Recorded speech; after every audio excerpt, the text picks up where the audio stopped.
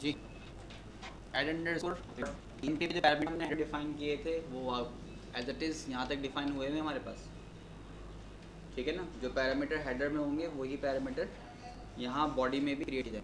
एक वेरिएबल लिया हमने ई कमीशन या department number. P job is equal to salesman. अगर जॉब सेल्समैन है तो क्या करे, यूज़र की जो भी करंट सैलरी है उसका 30% कैलकुलेट कर 40% कैलकुलेट करके जोड़ कर दे कमीशन, ठीक है। और साथ ही साथ अगर सेल्स में है तो डिपार्टमेंट नंबर कौन सा होना चाहिए, डिपार्टमेंट नंबर 30 होना चाहिए। अगर एल्स ऐसा नहीं है तो फिर क्या करें, कमीशन को न साइन करें। ये हमने कमीशन कैलकुलेट कर ली ऑन कंडीशन क्या थी कि जॉब टाइटल सेल्समैन होना चाहिए, सही थी। इफ पी इज नल, अगर यूजर वैल्यू नल है तो क्या करें, set max of EMPN into max ID from EMP, एक मैक्स आईडी जनरेट करें, ठीक है। और अगर नहीं है तो एल्स क्या करे, ईएमपीएनओ को मूव कर दे। यहाँ तो मैक्स जनरेट कर रखी है लेकिन इसको जनरेट करने का फायदा होगा नहीं। क्यों नहीं होगा, क्योंकि मैक्स के आपके ऊपर फंक्शन बना रहा है प्राइवेट, ये रहा गेट यू की आईडी। अगर आप यहाँ पर ई के नाम से कॉल करेंगे तो ये आपको ईएमपीएनओ का नया नंबर दे देगा, तो डबल डबल टास्क को परफॉर्म करने का कोई फ़ायदा नहीं होगा। लिहाजा सेम सिनेरियो रखें और जहाँ पर आप फंक्शन क्रिएट कर रहे हैं यहाँ पर कॉल कर लें max underscore ID colon equal to get underscore UK underscore ID, किसके साथ, ईएमपी टेबल के साथ। यहाँ पे हमने कॉल कर लिया अपना प्राइवेट फंक्शन, प्राइवेट फंक्शन, सही। और अगर नल नहीं है तो यूज़र ने जो भी नंबर दिया है वही मैक्स आईडी को असाइन कर दो, क्लियर। इंसर्ट करो किसमें, ईएमपी के अंदर मैक्स आईडी। अब मैक्स आईडी हमने एक ही लिया, क्यों लिया, क्योंकि हमने कहा कि अगर यूज़र ने वैलिड नंबर दिया तो वही मैक्स आईडी को दे दो। तो पहले भी हमने एनवीएल लगाया था इसके लिए अपने प्राइवेट प्रोसीजर के अंदर, जो पहले प्रोसीजर वगैरह बनाए थे। यहाँ डायरेक्ट ईएमपीएनओ से मैक्स आईडी से ही कॉल कर लिया। तमाम तरह वैल्यू जनरेट करो और जनरेट करने के बाद message underscore return underscore message क्या करो, कॉल की प्राइवेट प्रोसीजर, अपने ऊपर जो क्रिएट किया है प्राइवेट प्रोसीजर उसको कॉल कर लो। क्या करेगा, ये कमिट करेगा और कमिट करने के बाद मैसेज दे देगा record created successfully. Exception duplicate और इंडेक्स, अगर डुप्लीकेट होता है तो क्या करो, मैक्स आईडी को कॉल करो और फिर इंसर्ट कर दो इस वैल्यू के साथ, ठीक है।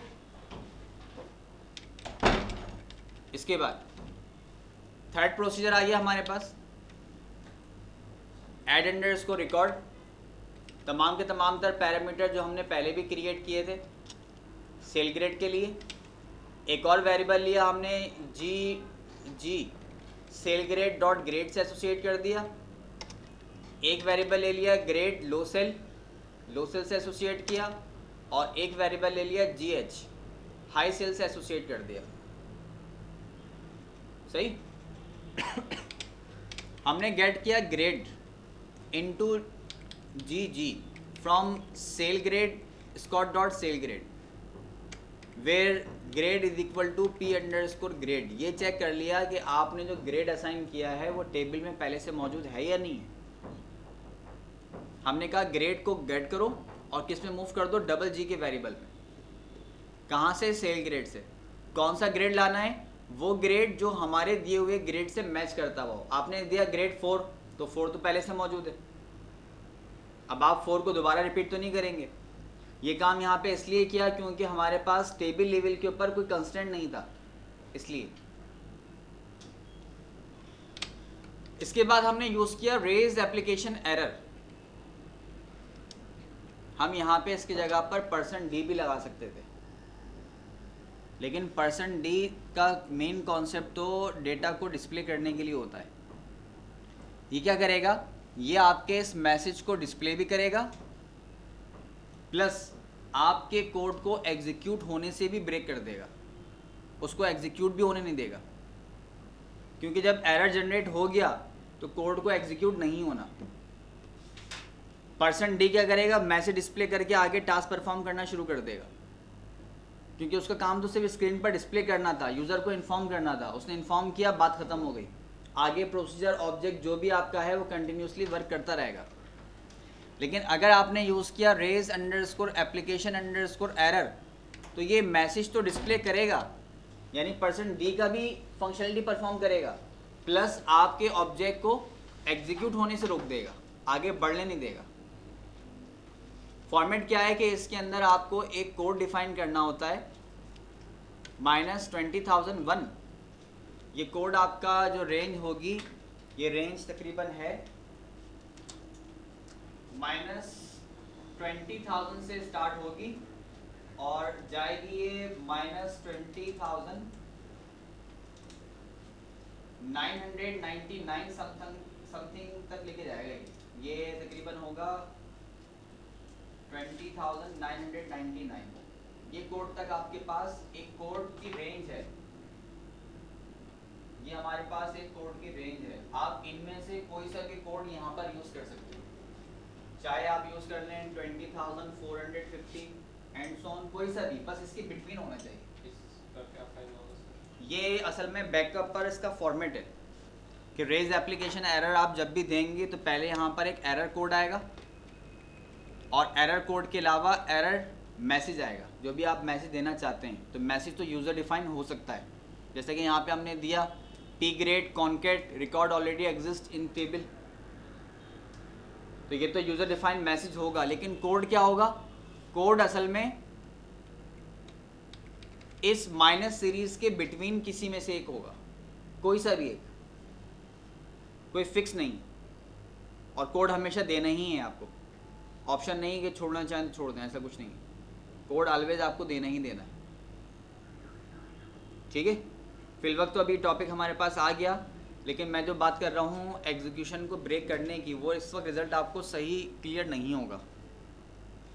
वो हम अच्छा इसका प्रैक्टिकल दोबारा करेंगे लास्ट क्लास के अंदर, जब हम ट्रिगर्स कर रहे होंगे कि प्रोग्राम की एग्जीक्यूशन कैसे रुकती है, क्योंकि अभी ये कुछ भी नहीं है। अभी तो ये एक्सेप्शन पे भी जाएगा प्रोग्राम जब भी ब्रेक हो जाएगा,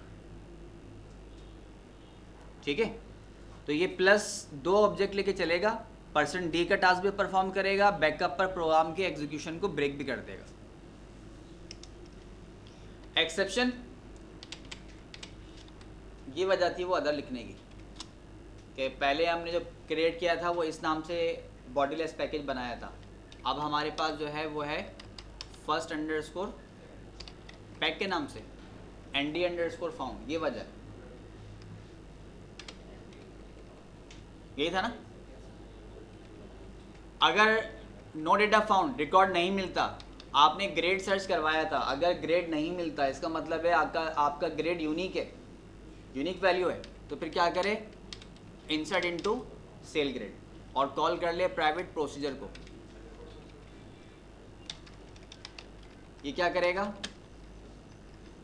प्राइवेट प्रोसीजर क्या करेगा, कमिट के साथ मैसेज रिकॉर्ड क्रिएटेड, ये 2 टास्क परफॉर्म कर देगा। ये हमारे पास तीनों प्रोसीजर थे। अब इसके बाद आ गया फंक्शन। फंक्शन हमारे पास है कन्वर्ट 4 P1 डेट के अंदर आप देंगे इसको, रिटर्न क्या करेगा, ये वर्ड 4 बिगिन में आए। बिगिन में आने के बाद हमने कहा सेलेक्ट 2 4 ऑफ P1, यूज़र ने जो भी डेट दी उसे कन्वर्ट कर दो इस फॉर्मेट के अंदर, और कन्वर्ट करके किस में स्टोर कर दो, NN वेरिएबल के अंदर, और स्टोर करने के बाद इस NN को रिटर्न भी कर दो। ये हमारा फर्स्ट प्रोसीजर का, फर्स्ट फंक्शन का एंड हो गया। यहाँ पे स्टार्ट हुआ सेकंड फंक्शन। फर्स्ट ये NN कहाँ पर है, कौन से स्पेसिफिकेशन, फर्स्ट अंडरस्कोर पैक के अंदर है या हमारे करंट ओवर पैक के अंदर है, इसी में है ना। तो ये तो बागे के मर्ज कर देगा आपस में, इसमें रेफरेंस की जरूरत नहीं पड़ेगी, एक ही जगह पर है ना।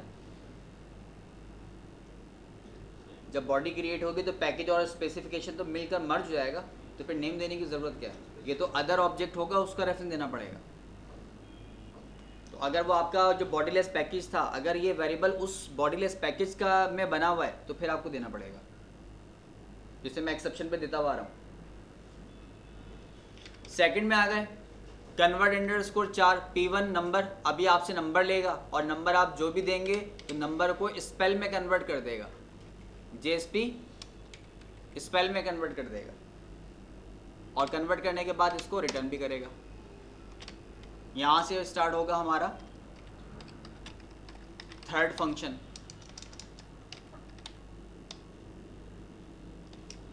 थर्ड फंक्शन क्या है, 2_4 P1 ये आपसे डेट भी लेगा और आपसे फॉर्मेट भी लेगा। आप बताओ फॉर्मेट कौन सा कन्वर्ट करना है। पहले तो हमने एक स्पेसिफिक कन्वर्ट कर दिया था कि हमेशा इसी में कन्वर्ट करेगा। अब यूजर से हम कह रहे हैं कि आप फॉर्मेट भी बताओ क्या करना है, आप इससे कौन सा मेथड देखना चाहते हो। आपने जो भी डेट देंगे तो वो date select 2_4 of P1, format user ने जो भी फॉर्मेट दिया कन्वर्ट करो और उसको रिटर्न कर दो NN के अंदर। तो आपकी दी हुई डेट और आपके दिए हुए मेथड के अंदर वो कन्वर्ट करके आपको रिटर्न कर देगा। यहां से स्टार्ट होगा हमारा फोर्थ फंक्शन। ये भी 2_4 है। अभी आपसे नंबर ले रहा है और नंबर का फॉर्मेट गेट कर रहा है और जो भी आप फॉर्मेट देंगे उस फॉर्मेट में कन्वर्ट करके रिटर्न कर देगा। यहाँ पे हमारा एंड ऑफ पैकेज।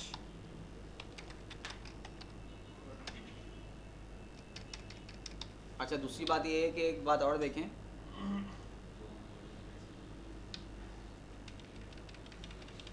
बॉटम में यहाँ पर एंड के साथ ओवर पैक लिखा हुआ है।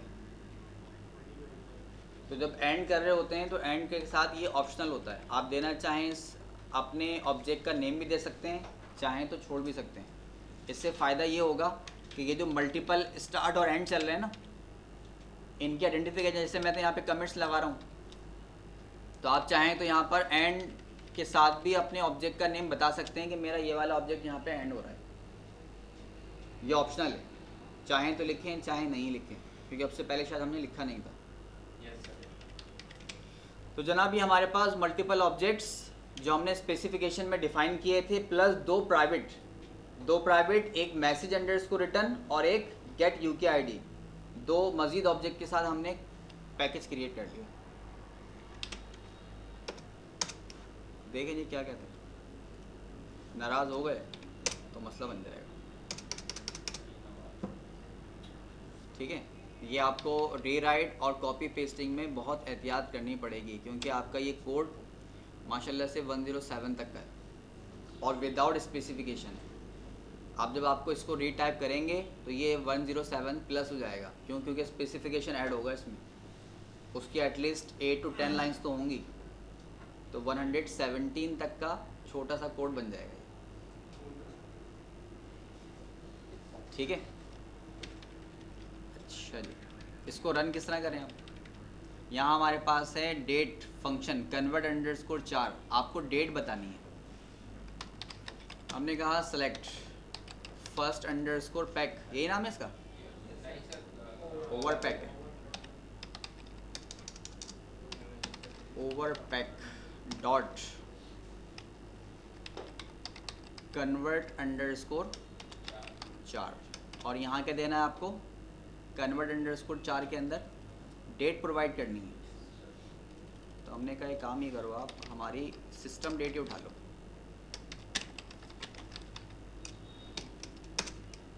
कह रहा जी आपका सिस्टम डेट का फॉर्मेट ये होगा। ठीक है, जो आपने नंबर दिया है वो नंबर आपके मुताबिक ये वाला होगा, क्योंकि मैंने यहाँ पर डेट दी है। अब मसला ये P1 डेट के साथ यहाँ पे भी है और P1 डेट के साथ यहाँ पे भी है, लेकिन इसके दो पैरामीटर हैं। इसका मतलब ये हो सकता है कि अगर मैं इसको जाकर कन्वर्ट करूं और कन्वर्ट करने के बाद मैंने इसको कहा कॉमा dd-mm-r, तो ये अब कौन सा कन्वर्ट करेगा, सेकंड वन। कह रहा है wrong number of type of argument call convert underscore 4, data type क्या है वहाँ पर है, फंक्शन का नाम चेंज है, 2_4 सही। कह रहा ये मेथड होगा। एग्जैक्ट जगह पे कॉलिंग कर रहा है। अच्छा चले आए, अब हमारे पास प्रोसीजर भी था इसके में। प्रोसीजर हमारे पास सबसे शॉर्ट जो था वो डीपीटी का है, सेल ग्रेड डीपीटी, 3 पैरामीटर। पहले लोकेशन है, फिर डी नेम है, फिर department number. Execute overpack dot add underscore record. अब मसला ये 3 पैरामीटर में कॉल कर रहा हूँ, ये कहीं सेल ग्रेड में तो लेके नहीं जा रहा, यही वेरिफिकेशन है ना। तो पहले हमने कहा कि आप क्या करो, इसके अंदर लोकेशन दे दो कराची की, डी नेम क्या होगा, हमने कहा HR लो, और डिपार्टमेंट नंबर इसका 70। ठीक है, कह रहा रिकॉर्ड क्रिएटेड। अच्छा ये आया कहाँ से मैसेज? वो प्रोसीजर जो प्राइवेट प्रोसीजर था हमारा, ये कोड असल में कॉल किया मैंने, लोकेशन दी इसको, डी नेम बताया और डिपार्टमेंट नंबर बताया। इसने जाकर रन किया, क्या EMP डिपार्टमेंट नंबर नल है, तो नल तो नहीं था। इंसर्ट पे आ जाओ, इंसर्ट पे आया, उसने आपके तमाम तरह वैल्यू को इंसर्ट किया और रिटर्न अंडरस्कोर मैसेज को कॉल कर दिया। तो इसने आपको रिप्लाई क्या दिया, रिकॉर्ड क्रिएटेड। ठीक है, पैकेज, और पैकेज के अंदर प्राइवेट कोडिंग सब प्रोग्राम जिसको हमने किया था, लेकिन सब प्रोग्रामिंग हमने पहले प्रोसीजर में की थी, अब वही सब प्रोग्रामिंग हमारे पास यहाँ पे क्रिएट हो गई बॉडी के अंदर, पैकेज बॉडी के अंदर। ठीक है जी, तो ये हमारे पास मेन ऑब्जेक्टिव था ओवरलोडिंग, ओवरलोडिंग के लिए।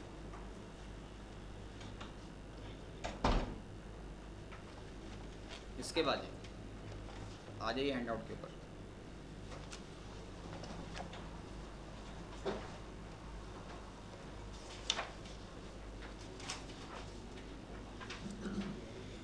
इसके बाद ही आपके पास टॉपिक है number 6, forward declaration and without forward declaration.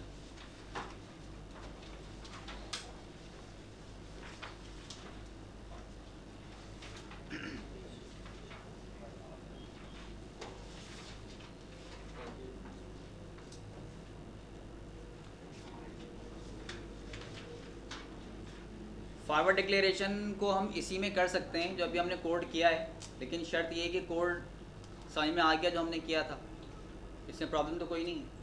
इसी में फॉरवर्ड करवा दूँ मैं, इसी में हो जाएगा टॉपिक, आपको अगला कोड लिखना नहीं पड़ेगा।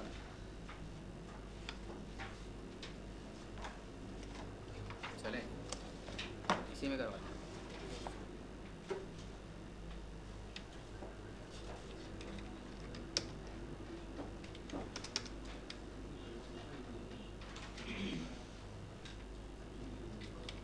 अब ये तो हमने पैकेज क्रिएट किया था, कितनी लाइंस का था, 107 लाइंस का।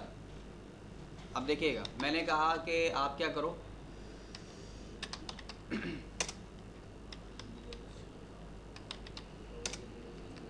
क्या कमांड है, CL SCR।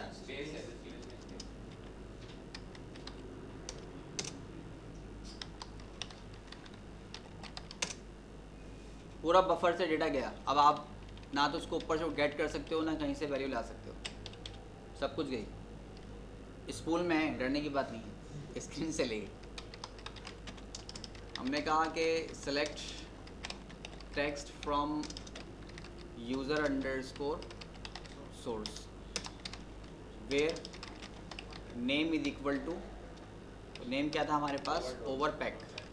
ये हमारे कोड का नेम था और ये कोड हमारे पास गेट हो गया।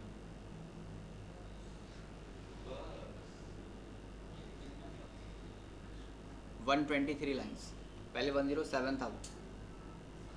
अच्छा, अब मसला ये है कि आपने एक बार तो क्रिएट कर लिया, लेकिन एक ही बार नहीं होगा, अब आपको मॉडिफाई करना है। जैसे मैं मॉडिफाई करने जा रहा हूँ, उसको क्लियर करने का मेरा मकसद ही ये था।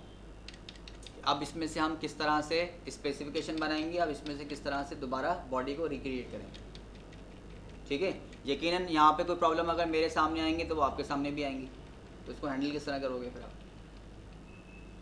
फर्स्ट ऑफ ऑल तो आप सबसे अपने टॉप ब्लॉक पे जाइए और स्पेसिफिकेशन गेट कर लें। यहाँ पे हमारे पास वैसे तो यहाँ पैकेज बॉडी ओवरपैक लिखा हुआ ही है, लेकिन अच्छा ये था कि यहाँ पर एंड ऑफ स्पेसिफिकेशन भी टाइप कर देते, जैसे हमने पहले किया था, ज़्यादा अच्छा रहता। चलें जी भारत, यहाँ से हमने गेट किया हमारा ओवरपैक, और पहले आपको इसका स्पेसिफिकेशन चाहिए होगा, तो स्पेसिफिकेशन हमने यहाँ से गेट किया, कॉपी।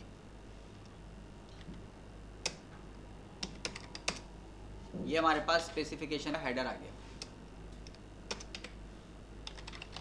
क्रिएट और रिप्लेस पैकेज,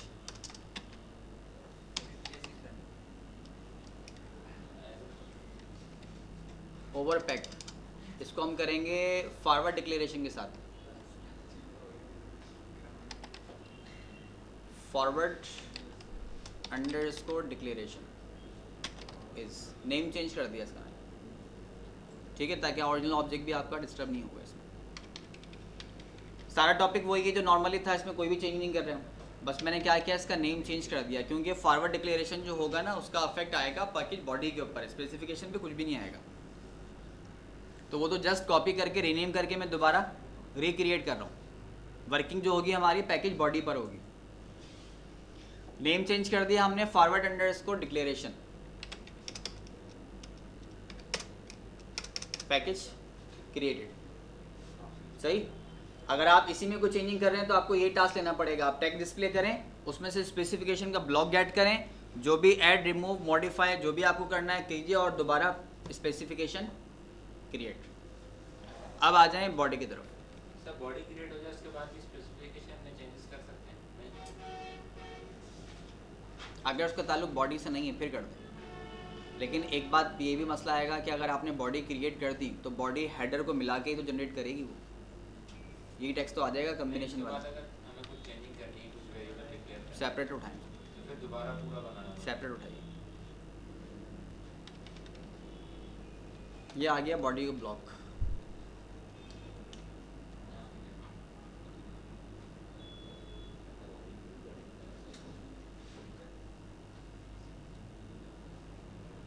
ये बहुत एहतियात से, बहुत रिजर्व होकर वर्किंग करनी पड़ती है इसके ऊपर।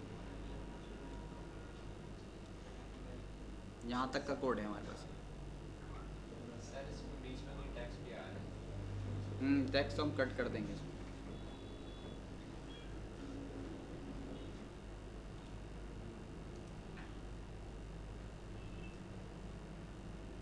ओवरपैक,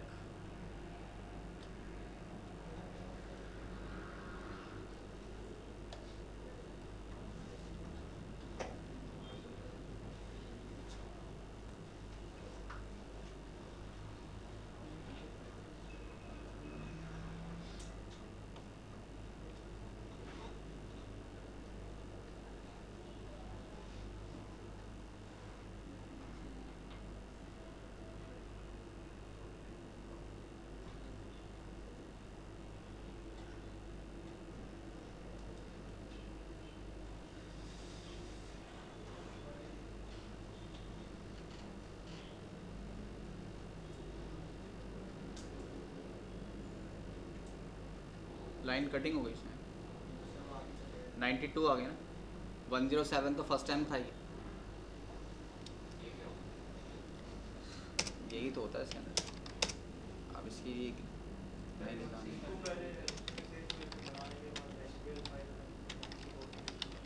क्रिएट रिप्लेस, मैं अभी तो कुछ भी कर दूंगा और काम हो जाएगा, फंसोगे आप प्रैक्टिकल लाइफ के अंदर, क्योंकि आप हर बार पे ये इसके स्क्रिप्ट नहीं बना सकते।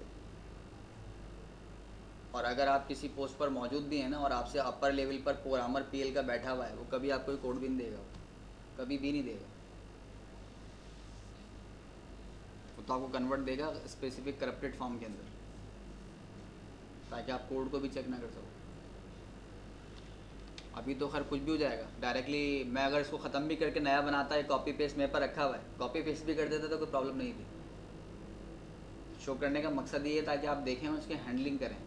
असल यहाँ पे ऑब्जेक्ट मैंने अभी आपसे कहा था कि टाइपिंग या मेन ऑब्जेक्ट लॉजिक क्रिएट करना नहीं है, अब तो फीचर्स हैं। अब उसको हैंडल किस तरह करोगे ये देखो। होता ये है कि अगर आप किसी सॉफ्टवेयर हाउस में ही वर्किंग कर रहे हैं तो वहाँ तो आए दिन एक नए प्रोजेक्ट चल रहे होते हैं, तो आपके हर आइटम्स को नया नया क्रिएट करेंगे, तो डेली बेसिस पर क्रिएट नहीं होता। ये जो आपके प्राइवेट फंक्शन प्रोसीजर हैं, इस तरह बना के आप रख लें, लाइब्रेरी बना लेते हैं, और फिर वहाँ से कॉलिंग कर करके जल्द से जल्द प्रोजेक्ट को फाइनलाइज करें। ऐसा नहीं कि एक एक वर्ड को आप टाइप कर रहे हो, ये सब चीज़ नहीं है। और कॉपी पेस्ट में सबसे बड़ी प्रॉब्लम ये आती है कि आपके कॉन्सेप्ट्स अगर 100% क्लियर हैं, आपकी लॉजिक पे ग्रिप है, तभी आप एरर रिमूव कर सकते हो, वरना फंस गए इसमें। अगर एज इट इज़ आपने टेक्स्ट मोड से उठाकर कॉपी कर दिया, जैसे फर्स्ट टाइम हमने कॉपी किया था, चल गया, कोई प्रॉब्लम ही नहीं है, मसला तो आप सामने आ सकता है। अब इसमें देखें क्या क्या कहानी होंगी। क्रिएट और रिप्लेस पैकेज, बताने का मतलब ये नहीं कि आप लोग डर जाएं, बताने का मतलब ये आप प्रैक्टिस कीजिएगा, दोनों पॉइंट हैं। तो डरने वाले, कंफ्यूज होने वाले कॉन्सेप्ट नहीं है, ग्रिप करें उसके ऊपर। और यही है कि आपने एक बार क्रिएट किया, दो बार क्रिएट किया, थर्ड टाइम क्रिएट किया, इंसान की साइकोलॉजी है थोड़ा सा उलझ जाता है, तो उलझ जाए तो बेहतर ही है उसको आप छोड़ दें। ब्रेक का मकसद भी यही होता है। 10 मिनट का ब्रेक कोई मायने नहीं रखता, लेकिन 10 मिनट में जो आपका कंसंट्रेशन, जो आपके एक फोर्स चल रही होती है ना, स्ट्रेस चल रही होती है, उससे थोड़ा सा रिलैक्स हो जाता है। तो प्रोग्रामिंग का भी ऐसा ही है, फर्स्ट अटैम्प्ट में कभी भी नहीं होती। लार्ज कोड, छोटे कोड की बात नहीं कर रहा, लार्ज कोडिंग की बात कर रहा हूँ। तो ये कि फिल वक्त ड्रॉप करके नेक्स्ट टाइम के लिए छोड़ दें, उसको दोबारा क्रिएट कर लीजिएगा। कभी कभी ऐसा होता है कि एक टॉपिक में आप उलझें, क्लास में खड़े हुए हैं, 3-3 4-4 दफ़ा कर लिया, वो सॉल्व ही नहीं हो रहा, जाके क्लास में बैठे, जाके एक मिनट के अंदर फर्स्ट अटैम्प्ट में हो गया वो। तो बहुत से ऑब्जेक्टिव हैं इसके अंदर, ज़रूरी नहीं है कि हर बार क्रिकेट हो जाए। इंटरव्यू सीट के ऊपर अक्सर ऐसा होता है कि आपको बहुत चीज़ें आती हैं, एग्जामिनेशन में ऐसा होता है बहुत से कॉन्सेप्ट्स होते हैं, लेकिन एग्जामिनेशन का जो खौफ है वो बुला देता है, होता है ना सर। तो वो चीज़ मुश्किल नहीं है, लेकिन वो जो इन्वायरमेंट आपके लिए क्रिएट हुआ होता है ना, वो ज़रा मुश्किल बन जाता है। आप सोच रहे हैं मुझसे बड़ा कंपनी का सीनियर बैठा हुआ मुझसे इंटरव्यू ले रहा है, डायरेक्टर इंटरव्यू ले रहा है, ये कर दूंगा तो ये मुझे निकाल देगा, तो अभी रखा कहाँ से निकाल देगा आपको, ये भी तो सोचा ना जहन में, ये भी तो साइकोलॉजी है ना। अभी आप जब फर्स्ट डे आके बैठे हैं तो अभी उसने आपको अपॉइंट किया ही कहाँ जो निकालने की बात आएगी, तो फ्री होकर जवाब दें आप उसको। खामोश रहोगे तब भी तो वो निकालेगा ही, तो जवाब देखिए निकल जाओ।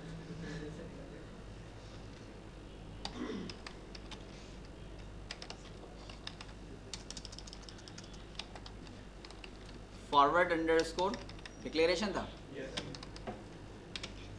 तो जी हमारे पास फर्स्ट था प्रोसीजर अंडरस्कोर रिटर्न, ठीक है। बिगिन के बाद यहाँ चेक करते हैं, बाहर एरर आएगा तो खुद ही बताएगा। अब यहाँ पे प्रोसीजर का पी नहीं है,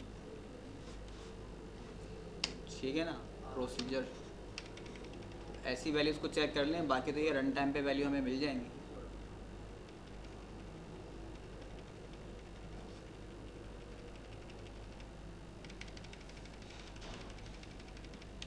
अब ये टेक्स्ट का इस तरह की वर्डिंग ये ऑटो क्रिएट होती हैं, तो इनको थोड़ा सा रिमूव करें। ये यकीनन एंड होगा, सही। तो ये एंड तो इस करंट का एंड है, एक ग्लोबल एंड का भी हो, पैकेज का भी तो एंड होगा।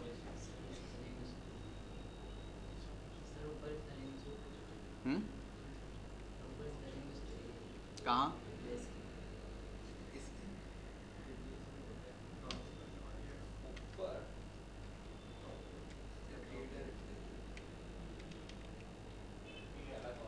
इतनी देर तक दिल में मत रखा करो, बता दिया।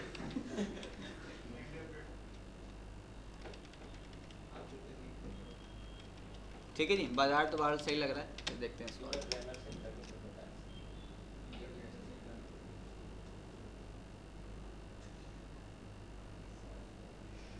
लाइन अभी भी कम क्यों आ रही है? पहले तो 107 आई, सर वो दो फंक्शन है, आगे थर्ड और फोर्थ फंक्शन दो आए।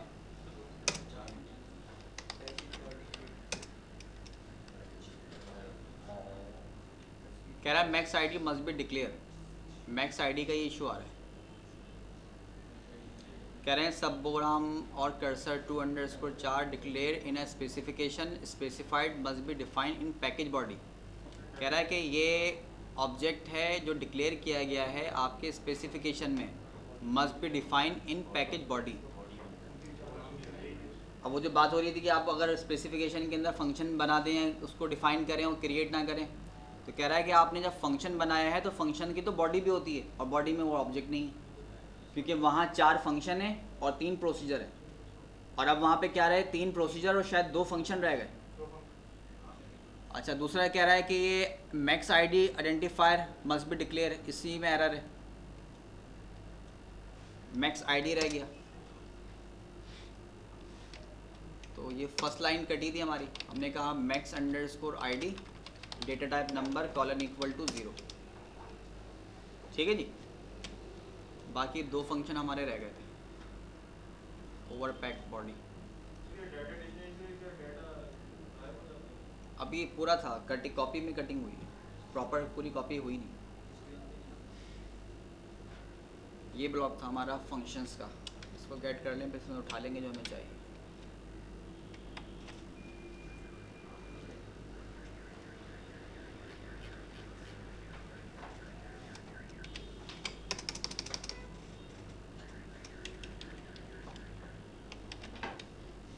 आखिर के दो फंक्शन नहीं, तो एक फंक्शन तो ये हो गया और सेकंड ये हो गया, सही। Yes, sir.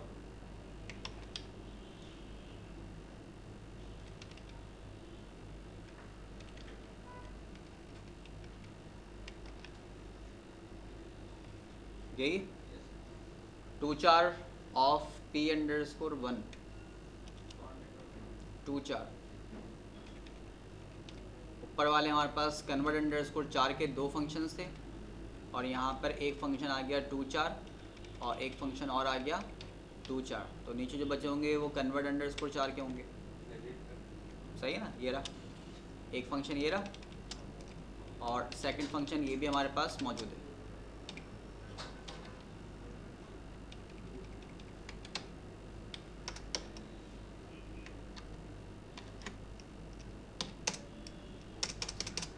ठीक है जी।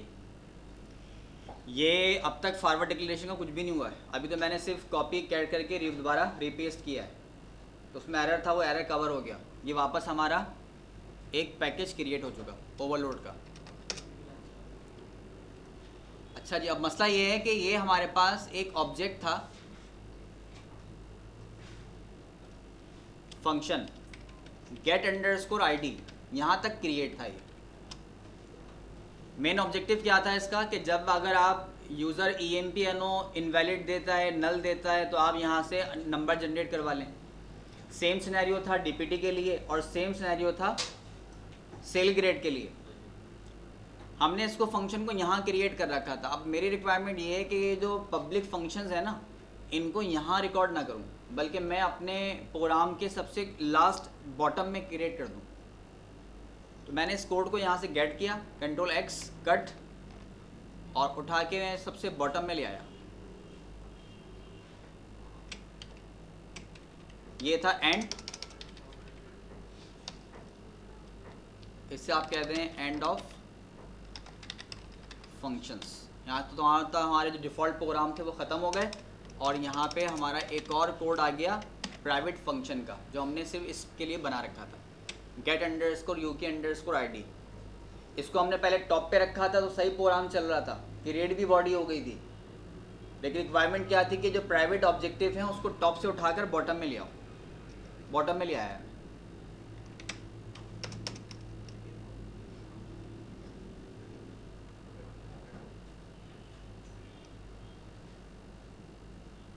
ठीक है जी। स्लैश कह रहा है body package body created with compilation error, error आ गया इसमें।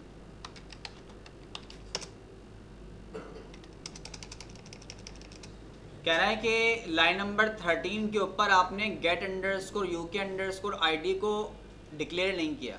लाइन नंबर 13 कौन सी है?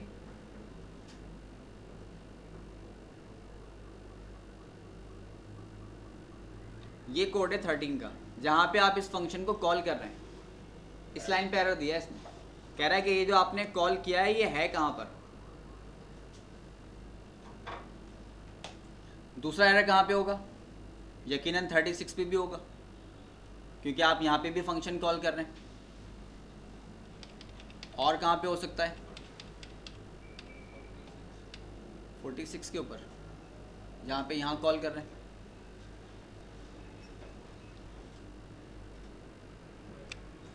(46, 36) जहाँ जहाँ कॉलिंग हो रही है।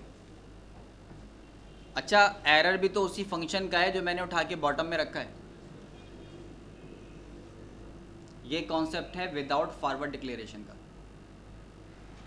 मीन्स आप किसी भी प्राइवेट ऑब्जेक्ट को, चाहे प्राइवेट फंक्शन हो या प्राइवेट प्रोसीजर हो, आप अपने बॉडी के हेडर में क्रिएट करेंगे उसको। अगर उस प्राइवेट फंक्शन या प्रोसीजर को आप बॉडी के बॉटम में या किसी भी लोकेशन पर क्रिएट करते हैं तो ऐसा नहीं करने देगा आपको।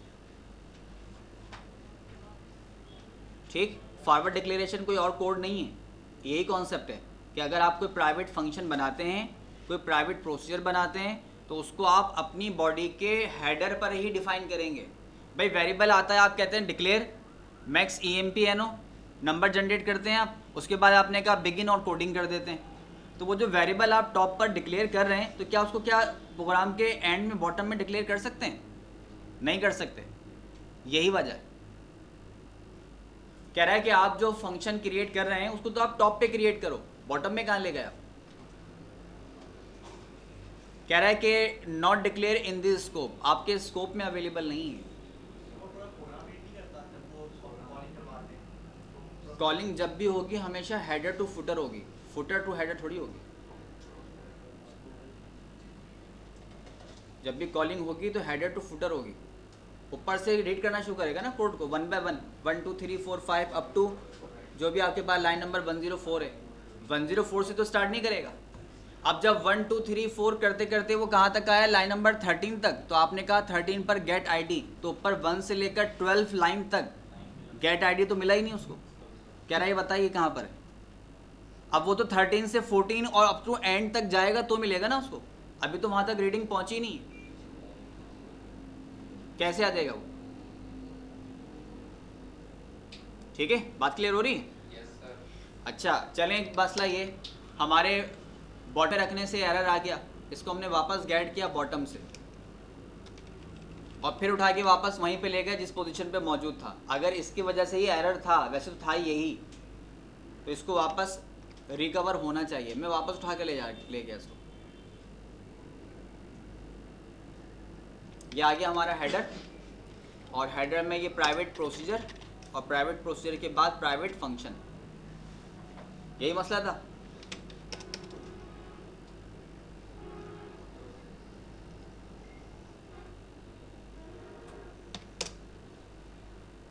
प्राइवेट प्रोसीजर को भी अगर एंड में ले जाएंगे तो भी यही होगा।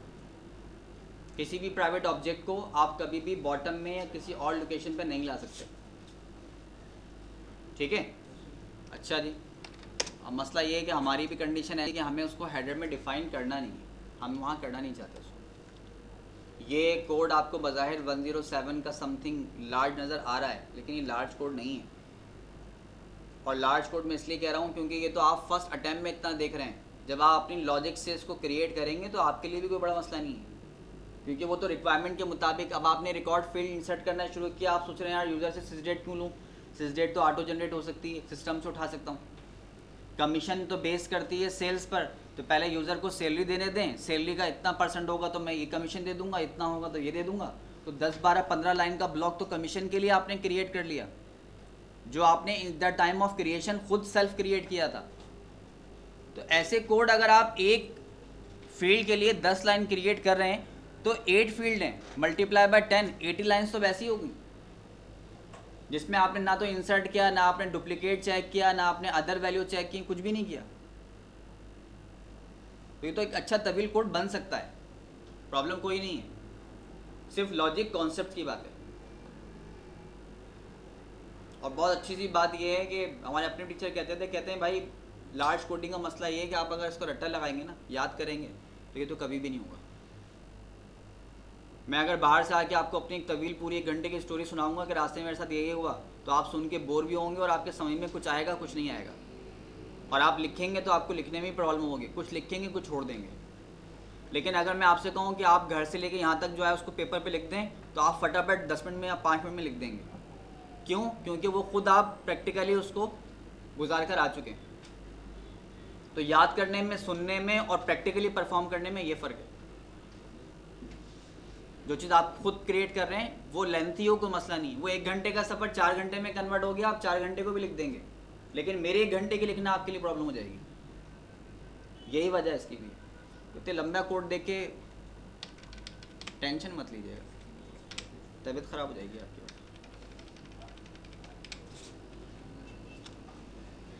यहाँ से जी इसको वापस मैंने गेट किया, और गेट करने के बाद मुझे चाहिए था ये बॉटम में, मैं बॉटम में ही ले आया इसको वापस।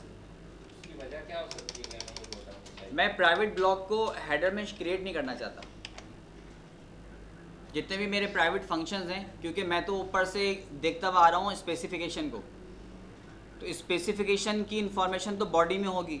अब वो स्पेसिफिकेशन के अलावा और ऑब्जेक्ट इसमें इंक्लूड हो गए, तो इससे मेरी टाइम कंजम्पशन ज़्यादा हो गया। आज आपकी अपनी एग्जांपल ले लेना, हमने जब हेडर देखा था तो हमने कहा कि 3 प्रोसीजर हैं और 4 फंक्शन हैं, यही बॉडी में क्रिएट करेंगे। जब बॉडी में आया तो यहाँ 2 ऑब्जेक्ट और मिल गए, तो हमारे अपना असल ऑब्जेक्ट्स को छोड़कर हमारा फोकस इन प्राइवेट पे चला गया। इसको अगर बॉटम में रखेंगे तो यकीनन पहले हम अपने टॉपिक क्लियर करते, फिर इस पर आते।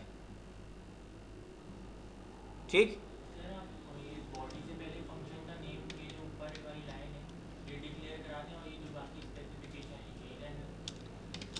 जैसा आपने फरमाया मैं ऐसे ही कर रहा हूँ। कंट्रोल सी,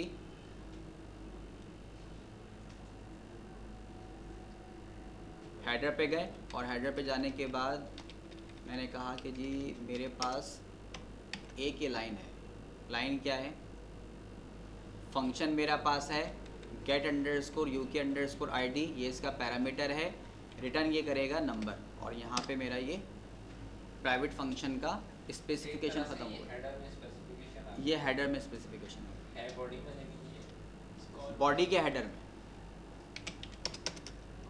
कोड तो उसका अभी भी बॉटम में रखा है, स्पेसिफाइड कर दिया मैंने टॉप लेवल के ऊपर।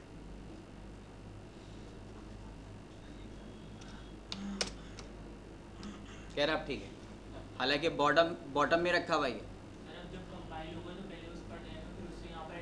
लिंक बना देगा। मैं आपसे क्रिएट कर रहा हूँ, मैंने क्रिएट करके अभी आपको रेज एप्लीकेशन के बारे में डिस्कस की, थोड़ी सी थ्योरी भी दी, और साथ में ये बताया कि मज़ीद तफसील इसकी कहाँ देखेंगे हम, ट्रिगर के टॉपिक में। तो कुछ कॉन्सेप्ट्स क्लियर हुए, जो नहीं हुए आप सेटिस्फाई हैं कि जी मैं आगे जाकर इसको दोबारा रीस्टडी करूँगा, मुझे प्रैक्टिकली नज़र आ जाएगा। लेकिन अगर यहीं पर छोड़ दें तो शायद आप कंफ्यूज रहेंगे कि ये है क्या, या तो और ज़्यादा उलझ जाएंगे या आप उस ऑब्जेक्ट को ही छोड़ देंगे, 2 ही पॉसिबिलिटी। तो हमने इस ऑब्जेक्ट को प्राइवेट को बनाया तो बॉटम में ही, लेकिन इसकी स्पेसिफिकेशन डेफिनेशन बता दी अपने पैकेज के हेडर के अंदर टॉप लेवल के ऊपर। फॉरवर्ड डिक्लेरेशन का यही सिनेरियो है, विदाउट फॉरवर्ड। ठीक है, प्राइवेट ब्लॉक्स को, प्राइवेट ऑब्जेक्टिव को अपने बॉडी के बॉटम में क्रिएट करने के लिए, ताकि हम मेन सेक्शन को ऊपर डिफाइन कर दें, जो रफली डिफाइन है उसको बाद में। भाई न्यूज़पेपर का फ्रंट पेज भी तो होता है, मेन हेडिंग्स जो हैं फ्रंट पेज पे 2-2 लाइन के साथ हैं, बाकी वो रेफरेंस दे देते हैं। ठीक है, इसका डिटेल आपका दिस पेज के ऊपर, दिस सेक्शन के ऊपर मौजूद है। सारी की सारी इन्फॉर्मेशन फ्रंट पे क्यों नहीं देते? यही का सिनेरियो है ना। तो एज इट इज़ हमने क्या किया कि अपने मेन ऑब्जेक्टिव थे वो बॉडी के टॉप लेवल पर क्रिएट कर दिए, और बाकी जो इसका प्राइवेट ऑब्जेक्टिव है उसको बॉटम में ले गए।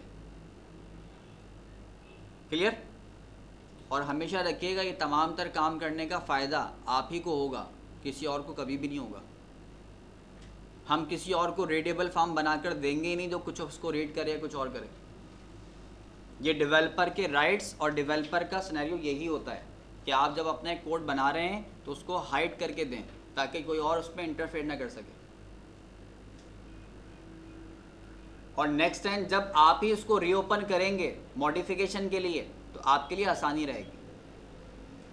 ये सिर्फ अपने लिए हम सारी सहूलतें दे रहे होते हैं। ये जो रिमार्क्स हैं private first procedure third procedure, ये किसी और के लिए नहीं है, मैंने अपने लिए आसानी बनाई।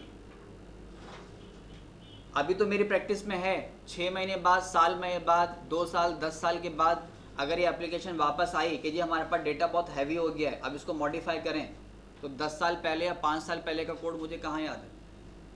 मुझे क्या पता कि इसमें कौन सा प्रोसीजर क्या काम कर रहा है, मुझे सारे रीड करना पड़ेगा। तो फिर मुझे इसकी डेफिनेशन, इसकी कमेंट्स पढ़नी पड़ेंगी। और यही वजह है कि जो आपके पास बिल्ट इन एप्लीकेशन होती है उसके हेडर में एक तवील लाइन सिर्फ और सिर्फ उसकी थ्योरी होती है। This procedure created by this person, variables are include this variable this, और तमाम तरह इन्फॉर्मेशन होती हैं ताकि आप हेडर में डेफिनेशन समझ जाएं इसकी, इसका मेन ऑब्जेक्टिव क्या है। तो ये सिर्फ और सिर्फ डेवलपर पर्पस के लिए होता है कि आप इसको फ्यूचर में मॉडिफाई करें तो आपको कितनी आसानी कितनी प्रॉब्लम्स होंगी। ठीक है जी, बात क्लियर हो रही है? Yes sir. ओके जी।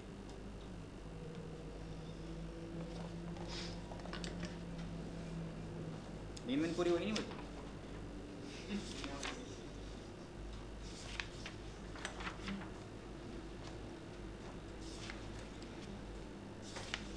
मोहल्ले के जो कोने पर फार्मेसी बनी हुई ना, मेडिकल स्टोर बना हुआ है, वहाँ जो भी नींद की टैबलेट लेना है उसको पीएल के कोर्स में भेज दें, पीएल कर लो जाएगा, अच्छी से अच्छी नींद आ जाएगी। इसे करके देख लें, मेरा ख्याल काफ़ी है इतना। एक अच्छा सा टॉपिक करवाऊँ आपको? बहुत शॉर्ट मुख्तसर।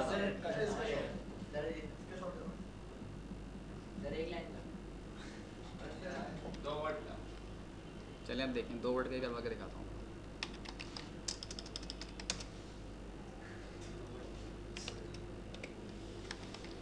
इतना आप लोग बोर हो रहे हैं ना, थोड़ा सा फ्रेश हो जाएंगे आप।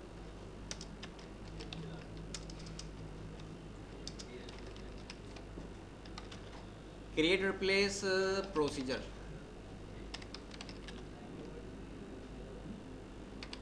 माई अंडरस्कोर प्रोसीजर।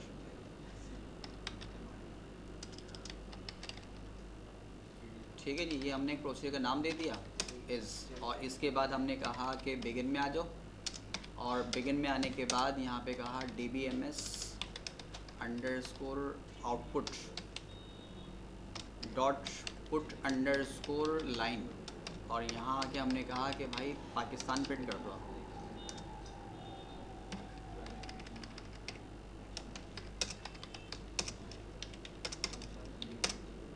क्रिएटेड, एग्जीक्यूट माई अंडरस्कोर प्रोसीजर, रिजल्ट क्रिएट हो रहा है। हमने कहा कि आप क्या करो, इसको सेव कर दो सी प्रॉम्प्ट के टैम के ऊपर, और टैम के अंदर किस नाम से रखो, R1.SQL के नाम से आप क्रिएट करो। कह रहा फाइल क्रिएटेड, तो फाइल जो हमारे क्रिएट होगी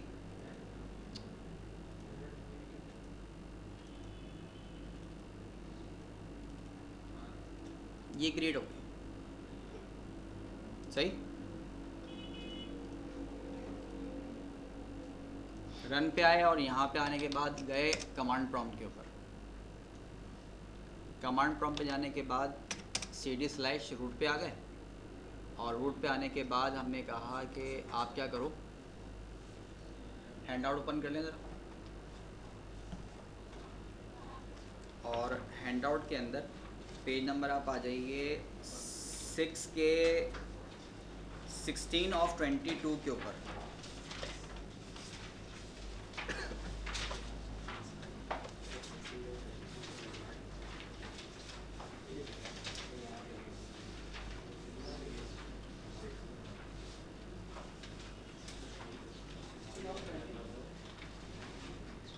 मिल गया? Yes sir. 22 या 20।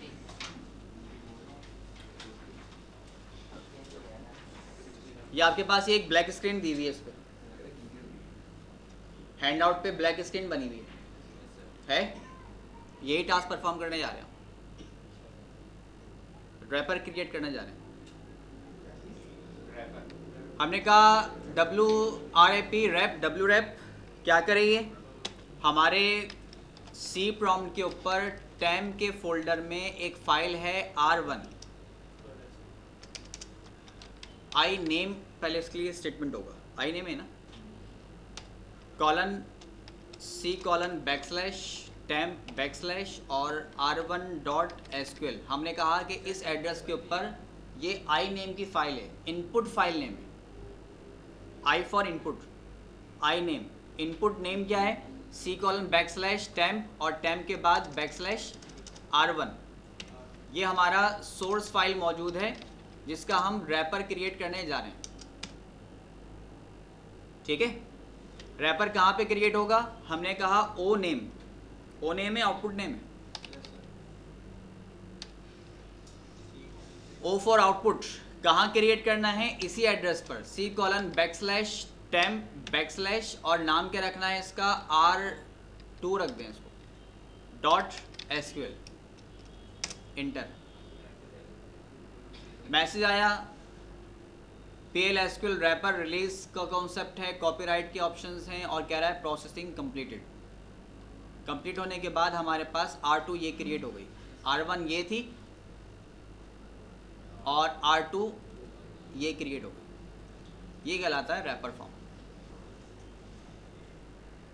आप अपना कोड जो भी क्रिएट करेंगे, मैंने अभी जो आपसे कहा था कि आपसे सीनियर डेवलपर बैठा हुआ है PL, तो वो आपको कोड रीडेबल फॉर्म में नहीं देगा, इस फॉर्म में देगा। सर ये वापस इस फॉर्म में नहीं आता, इसको आई इनपुट करना पड़ेगा, इसका करेंगे। वापस नहीं आता, क्या है? One way. इसके पे चल जाएगा। क्यों नहीं चलेगा? ऐसा कोड देगा क्यों? हम्म? ऐसा कोड देगा क्यों? उसका फायदा क्या? जब आप उसको रिकॉर्ड करना है या मॉड्यूल चेंज करना है। ये हमारे पास आई स्क्रीन, हमने कहा कि select text from user underscore source. Sir देख लीजिए स्क्रीन के ऊपर, where name is equal to, क्या नाम था हमारे पास, माई अंडरस्कोर प्रोसीजर। ये टेक्स्ट था हमारे पास, डेटा डिक्शनरी में रखा हुआ है। मैंने कहा कि @C colon backslash temp backslash R2 .SQL। ये कौन सी है, ये रैपर फॉर्म में जो फाइल थी मैंने वो कॉल कर ली, कह रहा है प्रोसीजर क्रिएटेड। अगेन शो करो इसी को जरा,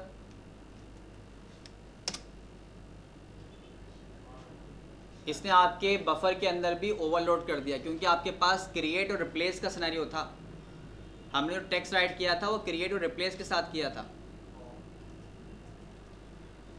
और नेम भी सेम है, तो इसने क्या किया कि आपके नॉर्मल कोडिंग को कन्वर्ट कर दिया रैपिंग के अंदर।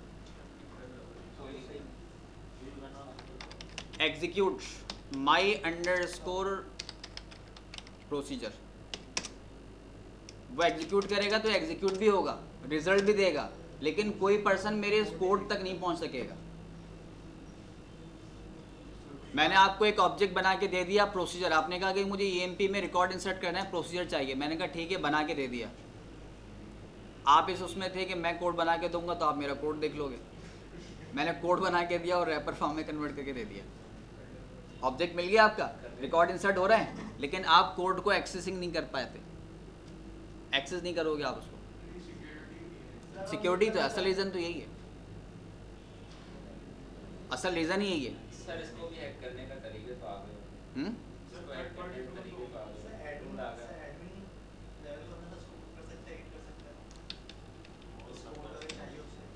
अगर इसको समझ सकते हैं तो कर सकेगा। नहीं सर इसके टूल आ गए होंगे, इसको दोबारा वैसा वैसे एक बात आपको बताऊं कि जब आप प्रोग्रामिंग में थोड़ा सा फेमिलियर हो जाएंगे ना, ये बातें तो खैर अभी तक के लिए, लेकिन जब प्रोग्रामिंग में आप इन हो जाएंगे ना, तो प्रोग्राम जैसे ही एग्जीक्यूट हुआ तो एग्जीक्यूशन ही बहुत है कि इसकी बैकअप पे लॉजिक क्या है। अगर आप डिज़ाइनिंग से या 3D वगैरह से वाकिफ़ हैं तो स्क्रीन पर टीवी की जो रेजोल्यूशन चल रही है उसको देखकर आपको आइडिया होता होगा कि कौन सी डायरेक्शन यूज़ की। मुझे नहीं पता क्यों, क्योंकि मुझे उसके नो हाउ नहीं है, लेकिन अगर आपने ग्राफिक्स किए तो आप देख के बता रहे होंगे 2D यूज़ किया 3D यूज़ किए, ऐसा ही है ना। तो सेम बिहेव PL के लिए भी है। हमें कोड नहीं चाहिए, हमें सिर्फ एक सिनेरियो चाहिए कि आप रिक्वायरमेंट क्या चाह रहे हैं, इसका एग्जीक्यूशन रिजल्ट क्या आ रहा है, रिजल्ट देख लिया बस बहुत है।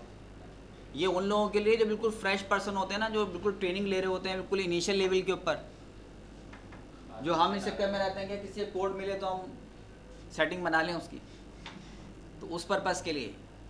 और फिर दूसरी बात ये है कि आप किसी कंपनी को एप्लीकेशन अगर डिज़ाइन करके दे रहे हैं